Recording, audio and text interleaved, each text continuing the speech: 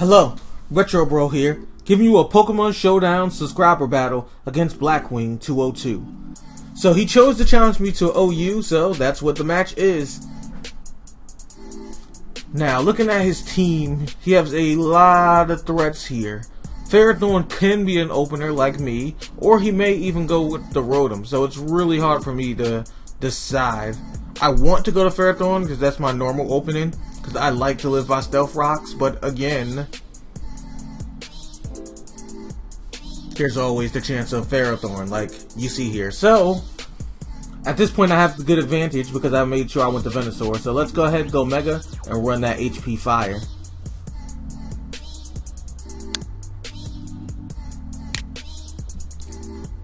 Now the question is, will he switch? The smart move would be to switch, but the question is, will he switch? So, it looks like he didn't, and I got a crit.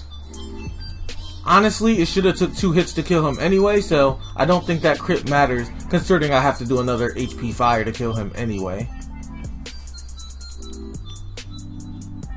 So let's see what he decides to go into at this point. If I was a betting man, I would say Talonflame. Yep, sure is. Maybe I should start gambling, get me some money that way. Let's see. Pretty sure he wants the Brave Bird here. And if he's Choice Banded, which means he's locked in the Brave Bird, then it may be a smart switch to go into Ferrothorn. At the same time, he may predict that going for the Flare Blitz, which would take Ferrothorn out. But that may not be a bad thing, because he can always take the recoil damage of both his attack and, of course, the Iron Barbs. And good, he went ahead for Brave Bird, so not only is Ferrothorn alive, but I can go ahead and go for the Stealth Rocks, because I'm positive this thing is banded. It doesn't have to be, but Choice Banded is just the better choice for Talonflame, so I assume in a lot of cases that people will do so. And yup, he switched, which means he was definitely banded. So the question is now, what do I want to do with Conkeldurr? Clefable should be the choice here. Ooh, that EQ was pretty hard body. Conkeldurr's really slow though, so I should be able to get this Moonblast off. I don't know why he went for knockoff. The EQ would have definitely been enough to kill me, but since he went ahead and made that mistake, I'll go ahead and get rid of Conkeldurr, so it doesn't bother me at all. But I do think that if he went for the Earthquake, he would have been better off. Ooh, when he decides to switch, not a good decision because the Stealth Rocks were already out and the Moonblast was going to hit pretty hard. As you can see, he can Roost, but at the same time, he's going to have to attack anyway, and it's going to be a recoil move, so there's always that.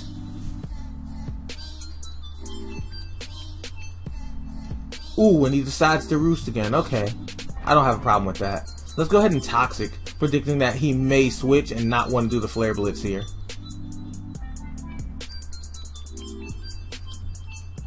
Read him like a book. There we go. So at this point now, I'm gonna have to switch, but it's better to just stall and protect for this turn, just so he'll take some toxic damage. I'll go ahead and switch now that I got the protect and stall. It's probably be better to go into Clefable and sacrifice it at this point. It's low enough health. Yeah, let's sacrifice it. And there we go.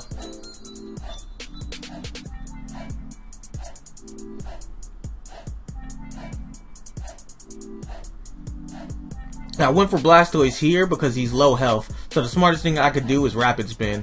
Not only would it kill him at that low health, but now I got the Stealth Rocks out the way, so Talonflame is in position.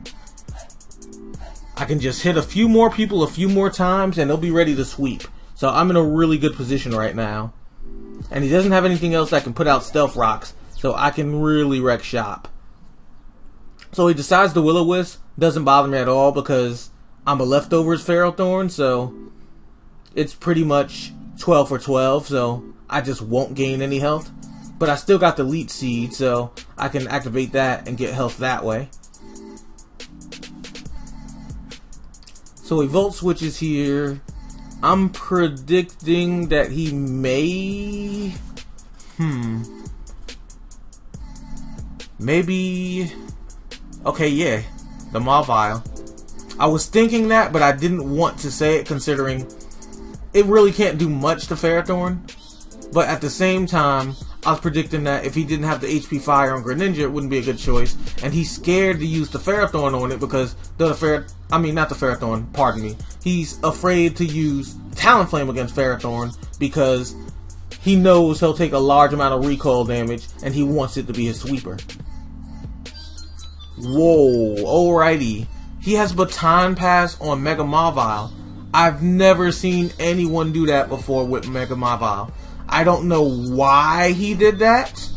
I don't see why that's useful, but he gave it double attack with Elite Seed on Stealth Rocks. There's nothing useful about that at all. Like, I'm really not sure what the logic of that move is. Like, don't get me wrong, giving a boost to Talonflame can be amazing, but as we've already seen through this battle, he's Choice Banded, which means he's locked into a move. So, do you really want to try to Baton Pass Talonflame in with power when you're locked into one move? I mean, not saying that a Choice Banded buff Brave Bird wouldn't be strong, because it obviously is, but if your Choice Banded can only do one attack, you're going to switch quite often. And if you're going to switch quite often, why waste the time on a Pokemon to power it up and take all that damage? Not like talking down to him or anything like that, but I just didn't understand the logic of, you know, why that would be a decision, personally.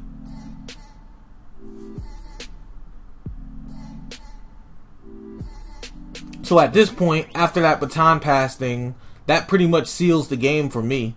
There's no way I can lose at this point. Now, Greninja can obviously take out the Mega Venusaur. I'm pretty sure it's Protean Extra Sensory. But I'm just going to go ahead and Leech Seed because I'm going to sacrifice it off and it's going to go before me, obviously. Whoa. Toxic Spikes on Greninja? So is he that defensive one that does block and all those other shenanigans? Is that what's going on? No, he has the Extra Sensory, but his EV yield is showing defense still, because that really didn't hit hard at all. Extra Sensory is supposed to be way stronger than that. But if he's running Toxic Spikes as Extra Sensory, I really don't know the set, and I wouldn't be able to explain the EV yield here, but somehow he's mixed between defensive and offense, because that Extra Sensory did nothing to me, and that really should have hurt a lot more than it did. Okay, so Rotom's at 4%, so this is game now. I'm just going to go ahead, hit him with the Brave Bird, and the rocks will finish off Rotom.